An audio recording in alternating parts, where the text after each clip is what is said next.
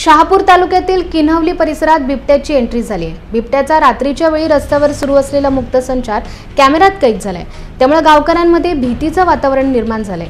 काही दिवसांपूर्वी बिबट्यानं पाळीव कुत्र्याला फरफटत नेऊन शिकार केली होती। त्यातच आता बिबट्या कॅमेऱ्यात कैद झाल्यानं नागरिकांमध्ये भीती पसरली आहे। वन विभागानं याबाबत तात्काळ उपाययोजना करून परिसरामध्ये जनजागृती करण्याचं काम सुरू केलंय।